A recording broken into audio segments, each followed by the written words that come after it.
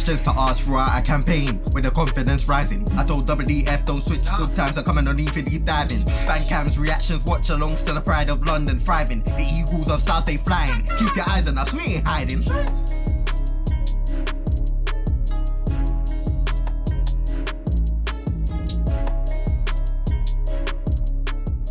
Yes guys, welcome back to episode 2 of Transfer Weekly, the show where I tell you all the transfer news and all the rumours revolving around Crystal Palace. Today, unfortunately, this episode I've had to do many takes of it, many rewrites, because certain players I was going to talk about, such as Killian Phillips and Jack Butland, have either left on loan or left on a permanent.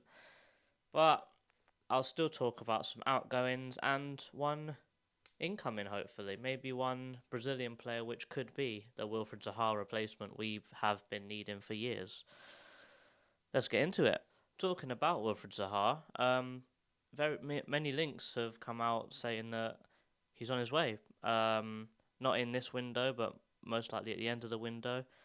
David Ornstein's come out saying that Zaha's committed to the cause, he's staying, he's focused on Crystal Palace, and he looks to want to see out the whole of his contract.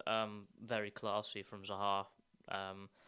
If this is all true, obviously, I'm sure it is. David Ornstein's very reliable when it comes to these kind of news. But there are some links with him. I think that the links are more likely going to be in the summer when he is a free transfer. You can sign him on a pre-contract now, probably, but I reckon it'll start to pick up in the summer. But there are massive teams which are in for him. The likes of Barcelona and I think Juventus is the other one which is really interested in him right now. I'd so much rather him go to Barcelona or Real Madrid. Not Real Madrid or Juventus. I think the Barcelona one would be very fitting because the legend will live on. Wilfried Zaha in red and blue. It's just in another country. I think Barcelona would be a hell of a move for him. He'll get his European football that he's always been wanting, and I think he deserves it now, really. He's done the most he can for this club. Unfortunately, we've thrown away the opportunity for him to lift a trophy for Crystal Palace while crashing out of the Carabao Cup and now the FA Cup. But, you know, we've already talked about that in our previous video. If you guys want to watch that, go check it out. But Wilfried Zaha is such a massive legend to this club, and he's done so much for us that, listen, if he wants to go, we cannot hold any grudges. Just let him do what he wants. He's done the most he can for this club, and he deserves it. I think that's the main point. He deserves it. I think being selfish, as currently a Premier League club, I would hate him to stay in the Premier League. I'd hate him to go to Chelsea or Arsenal or somewhere like that, mainly because I know he's going to haunt us. It happens with every ex-player that we've ever had. They will score goals against us, and it's going to hurt. And I think with Zaha being Crystal Palace's best ever player, I think it would just hurt that a little bit more, and it'll probably bring a tear to most Palace fans' eyes to see him go to another Premier League club and then score against us again. But, you know, Wilfried Zaha is probably the goated player right now for Crystal Palace, and I think he always will be. So I hope he finishes his career brilliantly, and maybe with him saying that he wants to see out the end of his deal, maybe if we have a great end to the season, maybe, I don't know, if we're being lucky, maybe he might sign a new deal. I doubt it, but we'll see what happens. On to the next one. With Parish and Vieira both saying that most likely going to be loans, that this link is most likely going to be something for the summer. But I think number one rule of transfers is sign the player before you get rid of the player. So in this case, I reckon we should sign this player before Wilfried Zaha goes on a free. I know we just spoke about him, but I did say we've got a potential Zaha replacement, and here it is. Matheus Franca. Please correct me if I got that wrong. The 18-year-old Brazilian winger from Flamengo, which is Botafogo's arch nemesis, so I'm not sure if this deal would go through because of that. However, if we're here to look past it, great player, if you ask me. Doogie's been looking to bring him in for a year. I think ever since he started playing regular first-team football for Flamengo. He's a brilliant player. He plays in the left wing, can play up front, and he can play on the right wing as well. versatility is Vieira's probably number one priority when it comes to players, and that's the one thing he can do. He can play across that whole front line, and just watching him play, watching a few games, watching some highlights, very composed. Very, very, very composed player here. Lots of pace, very, as I said, he's composed in front of goal, but he's also composed when he's running with the ball. He likes to come back, defend, and drive up the pitch. I think if there's a weak point in his game, I'd probably say it's most likely the passing. But, he's 18 years old, and just watching him, he's got elements of Wilfried Zaha in him. It's just sort of how he carries the ball, how he carries himself. Like, remember when Zaha was just breaking into the scene, he was a bit too weak. He did make the wrong decision sometimes. He decided to run with the ball when he should have passed it. He passed it when he should have ran with it. He passed when he should have scored. Just certain stuff like that you learn over time, and that's sort of what I see in him. Very great player, and the price seems semi-reasonable. Seems to be about 10 to 20 million pounds asking price with a hefty sell-on clause, I would imagine. And I'd say that because there's other teams that are looking at him. Man City, Real Madrid are the main ones that are also looking at him. Fending off that kind of competition for a young player, especially for a club like us as Crystal Palace, is going to be an almost impossible task. I'd love to see it happen, but unfortunately I don't. But he would be probably one of the most ideal scenarios where we can get someone to replace Wilfried Zaha, and that can do a similar job and would maybe potentially have even more potential than Wilfried Zaha. But that's probably a bit of a stretch because we know how good Zaha is. Currently in our team, we're looking for deadly finishers. We're looking for people that are clinical in front of goal, and he's very clinical in front of goal. He has pretty good amount of shots per game. I'm pretty sure it's a 3.23 XG. Pretty impressive. Likes to put himself in good goal scoring positions, and that's what we need. We just need people in good positions to shoot, and unfortunately that's what I think Edouard and Elise and Zaha himself is lacking a little bit this season. Last season we get in a position, we'd take a shot, we'd make a chance, but unfortunately it's changed a little bit now. But, hopefully Matheus could rectify that for us. At 18, having 17 appearances and 7 starts in the Brazilian League, for someone that's 18, that's a hell of a lot of experience for such a young guy. And I think that will prove very useful when coming to the Premier League or going to the Spanish League or wherever he wants to go. Because that kind of experience in someone so young is very, very, very rare. And normally, if someone's got that kind of experience, they've normally got something about them. Because if it's not their strength or their pace, which is the deciding factor, then they've got some sort of technical ability which outshines everyone else's experience. So if we can give him the more experience and more game time to show what he can do, he's going to be an incredible player. Let me take you through some stats. As I said, 17 appearances with 7 starts, which include 4 goals, which means he's got a scoring rate of 171 minutes. He takes 1.4 shots per game. His passing is decent. As I said, it's probably one of his weaker ends of his game with 77% accuracy. 0.9 tackles per 90 as well, which is very good. As I said, he likes to come deep, grab the ball and run.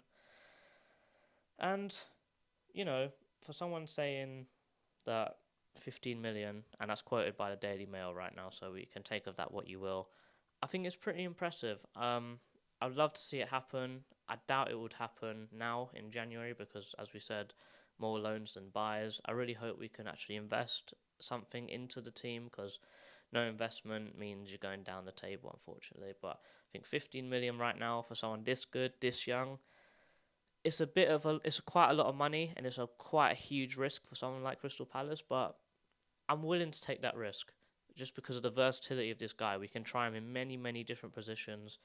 And also, he's so young that if he isn't good enough for the Premier League, we can actually afford to send him out on loan for a couple of years before we properly try him out. Because remember, we're still buying potential here with someone that young. Like, we could wait until he's 21, maybe, and if he's still not good enough, and he has decent enough loan appearances, with the way the transfer market and player prices are, we could get our money back or maybe even double our money if he's still not good enough for our team. But, I'm hopeful. I think he will do well. I think we won't need that extra time, but I'd love to see Matthias come into Crystal Palace. And lastly, sorry for a very short episode today, we're going to try something a little bit different. Malcolm Ebiowei. I hope I said it right, because I've had a bit of a mare with this guy's name in the last couple of times. Very funny one, actually. We brought him in, expecting to bring him in, send him straight back out on loan, and that's not what happened, as we all know. Came in, he went on pre-season with everyone because of the lack of vaccinated players. Most of our players stayed in the UK, and all the ones that actually went to Singapore and Australia, mostly the kids and the younger guys, and Malcolm got a very decent run out there, and he didn't disgrace himself at all. He was actually playing very, very well. And I think on the strength of that, Vieira said, you know what? This guy is good enough to play. I think he's good enough to play in the Premier League. He's very impressive. Can work on him. He can push Elise can push him. We'll see what happens. But unfortunately, he hasn't had the game time. And when he has appeared, he's showed a little bit of lack of experience when he's come on the pitch, and he hasn't really made as big of an impact as Vieira was probably hoping. But now, in the January window, it's open, and I think Vieira's looking at it thinking, I probably made a mistake. I probably stopped 6 months of his development right now. We should have just stuck with the original plan, but we're going to try and make up for lost time, and we're going to give him a good loan. Clubs which are currently looking at him are QPR, Barnsley, Hull City, and I think Ipswich as well. But I think Ipswich are mostly looking at Raksaki right now, so that's probably something I'll talk about with him. However, something a bit strange. I don't know whether it's good to know that Malcolm's wanted by certain teams, because I've heard that he's been turning down offers from the Championship, offers from League One. Don't know how true that is, but the Hull City owner actually, I wouldn't say called him out directly, but sort of said that we want this guy to the public and made it very well known. The vice chairman of Hull City, Tan Kelsa, said, we'll get it done. I'm talking to his agent within the next 24 hours. 24 hours. He said that on January 2nd, and I think today's date is the 8th, so you take of that what you will. I think that's a lot more than 24 hours. But, it's a good move. I've seen lots of very reliable sources saying that it's nearly done, he's already on the go, he's having his medical done, this, that, this. I think Malcolm, it's a good opportunity for him. I think they're 13th in the Championship table. It's very tight still. I think they're only about 7 or 8 places away from 7th place, which is the playoff places where they start. And also, they're not too far away from relegation as well. So it's sort of something that Malcolm can fight for. Because unfortunately, at Derby, he was fighting a losing battle with their relegation season. And I think it will be a good challenge for him, seeing what he can do, whether he can improve that team or not, and so he could fight to get out of relegation and actually fight to get promoted. Maybe even have a good playoff run, because we got promoted through the playoffs, and I think that's probably the best way to get promoted into the Premier League. I think normally the teams that win it or come second in the Championship normally do slightly worse than the teams that actually won it through the playoffs. I think that's the best way to win it, in my opinion, personally. Probably because we've done it that way, but it is what it is. Palace bias is a Palace channel. Fight me. But other teams, I think QPR, they're fighting for promotion. I think they're 3 points off of 7th place. This is a massive incentive for Malcolm to go there and want to win something. I think that they're looking for a right winger, and that's exactly what he is.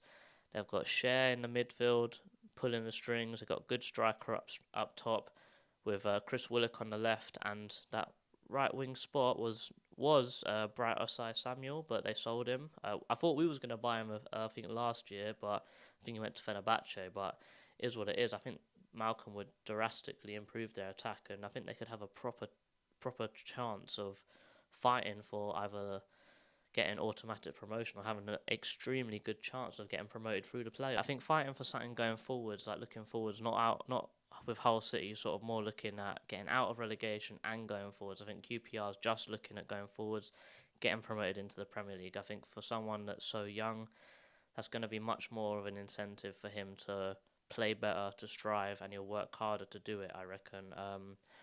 I think both teams coming out of relegation zone, fighting for the promotion, or just fighting for the promotion at QPR, both of them will be drastic improvements to his game. He's going to come back to Crystal Palace a much, much, much better player, much more confidence if he plays well, and as long as his attitude's right, I'm not saying his attitude's not right, but as long as he tries hard, gives it his all, he's going to come back a million times better player, and going to be excited. Going to watch him playing wherever he goes, hopefully. I doubt I'll do any watch-alongs for other teams, but I'll definitely keep an eye on him like I'm doing with Raksaki. But exciting times for Crystal Palace. Young prospects out on loan, and we'll see what happens in next pre-season. All right, let's round it out. And yes, guys, that's it for Transfer Weekly this week. Sorry, it's a bit of a depressing one, mostly outgoings, but we have got one Zaha replacement and a Brazilian. It'll be lovely to see a Brazilian come into Crystal Palace. I did see everyone's comments, and I'm going to be covering them in next episode. It's just that this episode, with the Butland thing and the Killian Phillips thing, I had to rewrite the script so many times. It's just a bit of a mess. But next week, I'll get on it. Don't you worry. Don't forget, like, share, subscribe. Put who you want me to cover next episode in the comments below. And yes, guys, this is Eagle-Eyed Football JC. I'm out. Peace.